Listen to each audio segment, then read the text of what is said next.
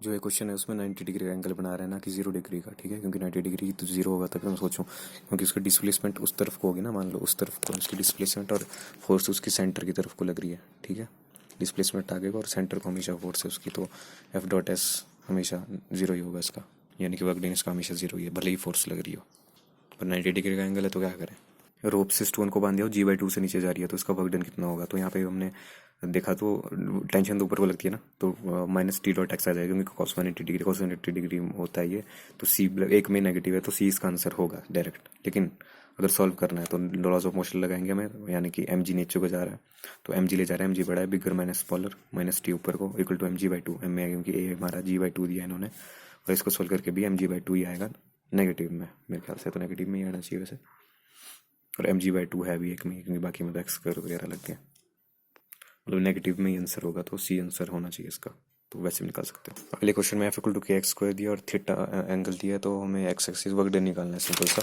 और ये ऐसे ऑप्शन दिख रहे हैं इसमें, तो बस हमें क्योंकि एक्स से वेरिएबल है के एक्स स्क्वायर है ना, तो टी.डब्ल्यू का इंटीग्रेशन इक्वल टू F.dx का इंटीग्रेशन, और F.dx का मतलब से मेरा मतलब है F.dx cos थीटा हमारा 60 डिग्री है तो वो तो हाफ आ जाएगा, और के कांस्टेंट है तो k/2 हम बाहर ले लेंगे, और x square dot D x का इंटीग्रेशन क्या होता है x³/3 बस k/6 x2³ माइनस x1 का क्यूब आंसर हो जाएगा।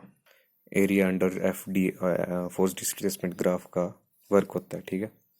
तो बस वही फॉर्मूला है इसका यहाँ पे, बस मुफ्त के नंबर हैं ये वाले, तो F.ds का दे दिया तो वर्क निकालना तो एरिया निकालो सीधा। अब ज़्यादा ज़्यादा कितना मुश्किल बनाएंगे नीट वाले, ठीक है। नीट का 2006 तो सबसे मुश्किल पेपर माना जाता था, और यहाँ पे क्वेश्चन देखो तो बस डिस्प्लेसमेंट का क्या किया इन्होंने, दो कोऑर्डिनेट्स दे दिए हैं, बस इसमें से माइनस करना है, फाइनल माइनस इनिशियल, तो 4 -2 कितना होगा 6, और 3 -5 -2, और बस इसको मल्टीप्लाई कर देना है फोर्स से, जो फोर्स दी हुई है हमें ऑलरेडी 18 जो आंसर है, ज़्यादा ज़्यादा यही है, ठीक है। क्या ही सवाल देते हैं यार, यकीन मानो ये सारे PYQs हैं। अगर अगला हमें क्वेश्चन दिया कि यूनिफॉर्म फोर्स लगी है, यूनिफॉर्म का मतलब जीरो मत समझ लेना कभी, ठीक है। यूनिफॉर्म एक डायरेक्शन में भी हो सकती है, तो यूनिफॉर्म फोर्स लगी है तो वर्क डन कितना होगा, तो हमें दो कोऑर्डिनेट्स दे दिए फिर से, तो उसे सब्सट्रैक्ट करना है। पर यहाँ पे ट्विस्ट देखो, अगर आप तुम्हें अपना टाइम बचाना है तो यहाँ पे फोर्स देखना, फोर्स के इसमें दो ही कंपोनेंट दिए हैं, एक आई कैप और के कैप, मतलब आई कैप और जे कैप, यानी कि के कैप में हमें देखना ही नहीं है तो उसको सॉल्व करने की जरूरत है ही नहीं, ठीक है। के कैप छोड़ देना, आई जे पे सॉल्व करना, क्योंकि एफ के साथ हम वही कंपोनेंट लेंगे जो उसकी तरह के चिपकेगा, जो आई आई जे के का, जो के है ही नहीं फोर्स का, तो क्या करूँगा मैं इसका। अगले क्वेश्चन में 0.1x हमें जूल पर मीटर हमें फोर्स दी है, यानी कि बहुत छोटी फोर्स है, 0.1x का मतलब बहुत छोटा, तो वो हमें बस पहले, और हमें kinetic energy, final kinetic energy निकालनी है, ठीक है। तो ये काइनेटिक एनर्जी वाला सवाल है, ये भी PMT का सवाल है। तो वर्क डन होगा F.dx, क्योंकि छोटा सा है, हम इंटीग्रेशन करेंगे, और जो आंसर आएगा यहाँ पे 25 जूल है, लेकिन क्वेश्चन में लिखा है कि ये रिटार्डिंग फोर्स है, यानी कि जो वर्क आएगा वो भी रिटार्डिंग होगा, तो हम डेल्टा के एफ माइनस के आई जब करेंगे तो हमें MV² से तो आंसर आ ही जाएगा, क्योंकि हमें V दिया हुआ है, M भी दिया हुआ है, और के एफ निकालना है, ठीक है। तो -25 करेंगे हम, जो के हमारा है यहाँ पे, तो आंसर 475 आएगा, 525 नहीं आएगा, 475 आंसर होगा। अगला सेम ही है, बस उसमें दो पॉइंट्स दे दिया है, माइनस कर लेना डिस्प्लेसमेंट को, और F.S आंसर आ जाएगा। यहाँ पे पागल करने के लिए ये थोड़ा ब्ला ब्ला ब्ला का कुछ सवाल बना देंगे, और यहाँ पे दो फोर्स दिए हैं, ठीक है। और एक 20 न्यूटन और एक 5 न्यूटन, मैंने क्या किया, इसको 15 न्यूटन बना दिया और उसको 15 5 से करने वाला था, और 75 इसका आंसर आ जाता, लेकिन ये आंसर नहीं है, ठीक है, क्योंकि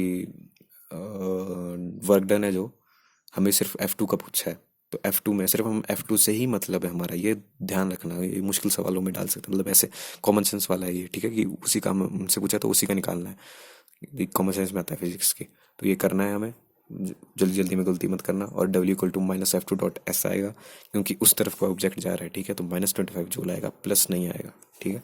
अगले क्वेश्चन में फिर से F और S का डायग्राम दे दे तो वर्क ही पूछा होगा, तो बस उसमें से जो नीचे वाला है उसको सब्ट्रैक्ट करना है, ऊपर वालों को ऐड करना है।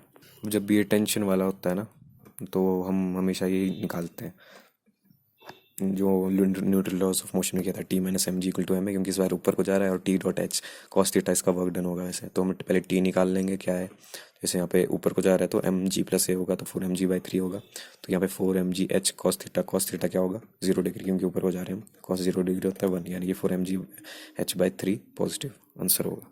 जो मैं इतनी देर से सबसे मुश्किल क्वेश्चन सोच रहा था, सबसे आसान है, क्योंकि हमें F कांस्टेंट दिया हुआ है और हमें ये निकालना है कि वर्क डन कितना है इस पोलिंग फोर्स का, तो बस हमें सेम साइड को तो लेना है। तो यहाँ पे हम R sine 60 triple circle triple circle triple circle R sine 60 degree होगा तो एक तरफ को हमें उसका कंपोनेंट ले लेना है, यानी कि एफ डॉट एस को क्या होगा, F R sine 60 equal to √3 FR/2। Simple सा आंसर है। एक पी वैक्यू है कि work done by frictional force क्या है, तो पॉजिटिव भी हो सकता है, नेगेटिव भी हो सकता है, जीरो भी हो सकता है, फ्रिक्शनल फोर्स है।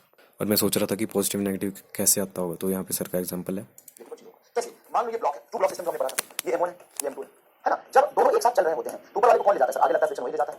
तो इस पे फ्रिक्शन कहाँ लगेगा? पीछे। अब दोनों एक साथ आगे चल रहे हैं, ऊपर वाले फ्रिक्शन का वर्क पॉजिटिव, नीचे वाले का नेगेटिव है। तो फ्रिक्शन का वर्क में भी पॉजिटिव नेगेटिव में जीरो हो सकता है। जब थोड़ा मुश्किल लगने लगे सवाल, जैसे f = 3x² + 2x - 10 है और x = 0 to x = 1 डिस्प्लेसमेंट है, तो सीधा फार्मूला लिखा करो सबसे पहले। तो उससे आपको आइडिया क्या आंसर क्या जाएगा उससे आपका। तो फार्मूला लगा के बस इंटीग्रेशन करनी है और आंसर -8 जूल आ जाएगा इसमें। बाकी कुछ नहीं, इंटीग्रेशन ध्यान से करना। 3x² dx का मतलब x³/3 है, 3 बाहर रहेगा तो 3 से 3 कट जाएगा। वैसी चीज़ें याद ध्यान रखनी है। और जो पिछले वाला क्वेश्चन है उसकी तरह से अगले वाला क्वेश्चन होगा। अब क्वेश्चन था एक कि पी वाई क्यू का तो थोड़ा अच्छा मानते थे, लेकिन अब मेरे को लगता है कुछ अच्छा है कि हमें एक 5 kg का ऑब्जेक्ट है, उसे हमें 10 मीटर से आगे को खींच दिया और म्यू हमें 0.3 दिया है, तो फ्रिक्शन फोर्स और 20 न्यूटन का वर्क डन कितना होगा। तो बस जो फ्रिक्शन फोर्स देख रहे हैं तो सिर्फ वही देखनी है, दूसरी बाकी दुनिया जाए भाड़ में। तो म्यू इंटू एन होगा, यानी कि 0.5 इंटू एन। एन यहाँ पे mg होता है, यानी कि 50 इंटू म्यू कितना होगा, 15 न्यूटन आ जाएगा। तो हमें डिस्प्लेसमेंट दी हुई है 15 इंटू 10 150 जूल कर देंगे, लेकिन ये नेगेटिव में होगा क्योंकि हम आगे को जा रहे हैं ना, क्योंकि ये 15 न्यूटन ही है और दूसरी जो फोर्स है हमारे पास वो 20 न्यूटन की है, यानी कि ये माइनस में लगेगा पीछे को। और एफ डॉट एस दूसरे वाले का भी सेम है, 20 इंटू 10 200, मतलब दूसरे से कोई लेना देना नहीं है। सिंपल सा ये मतलब था इस क्वेश्चन का। बाकी दुनिया जाए भाड़ में। यहाँ पे फ्रिक्शन नेगेटिव है, देख लो।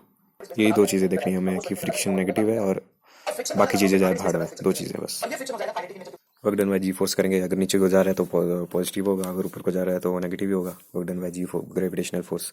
और हमेशा वर्टिकल डिस्प्लेसमेंट लेंगे, क्यों? क्योंकि अगर मान लो इधर से एस की इधर को इस तरफ को जा रहा है तो work done by gravitational force कितना है, 0 है, क्योंकि एक तरफ 90 डिग्री हो गया ना। तो यहाँ पे बस ये रहेगा ग्रेविटेशनल फोर्स अगर वर्क पूछा तो mg है, क्योंकि mg हमेशा नीचे को लगेगा, हमेशा ही लगेगा। और वर्टिकल डिस्प्लेसमेंट देखनी है, ठीक है। तो यहाँ पे सब में वर्टिकल डिस्प्लेसमेंट सेम थी, तो हमें mg अच्छी सबका आंसर है, ठीक है। और वर्क एनर्जी थ्योरम है, जितना भी वर्क है उसको मिला के डेल्टा के ई कर दो, जो हम पढ़ने जा रहे हैं। सिंपल सा, देखो हर केस में वर्क वाज सेम ही हुई क्योंकि डिस्प्लेसमेंट सेम हुई। अब सेम वही क्वेश्चन तो पूछा था इन्होंने कि work done bye gravitation force कितना है, तो हमें एम और जी में निकालना था आंसर। तो 4 mg तो बिल्कुल नहीं है, ठीक है। तो आंसर होगा टेंजेंट 37 होता है p/p। और टेंजेंट 37 क्या होता है, 3/4। और p और 3 हमें पता है, बेस दिया है। तो परपेंडिकुलर कितना होगा, 9/4, ठीक है। परपेंडिकुलर यहाँ पे कुछ और भी हो सकता था, ठीक है। 9/4 mg है। सॉल्व कर लेना इस क्वेश्चन को, क्योंकि ऑप्शन में अगर 4 mg दिया है तो गलत होगा, ठीक है। टेंजेंट 37 डिग्री है तो सॉल्व करो उसको पहले, फिर लिखो। Work done bye spring force always negative, क्यों? क्योंकि स्प्रिंग फोर्स अपने आप को डेवलप होता ही नहीं है, सिंपल सी बात।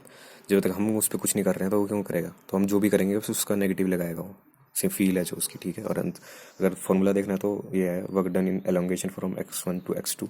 जैसे हमने इसको x1 से x2 लेके तो उसका होगा -12 के x2 - x1 का स्क्वायर, ठीक है। और अगर क्योंकि मीन पोजीशन देख रहे हैं तो x1 तो 0 है, तो एलोंगेशन क्या होगा, डब वर्क डन क्या होगा, -12 x2 का स्क्वायर। जितना आगे लगे उसका -12 के x2 का स्क्वायर होगा। मैथ्स वाला हमने कैसे निकाला है, क्योंकि cos 180 डिग्री में लगेगा। मोमेंटम क्या होता है, जो मोशन है वो उसने अपने अंदर कितना दबाया हुआ है वो मोमेंटम होता है, ठीक है। क्योंकि जितना बड़ा मास होगा उतना ज़्यादा अपने अंदर होल्ड कर सकता है वो मोमेंटम को।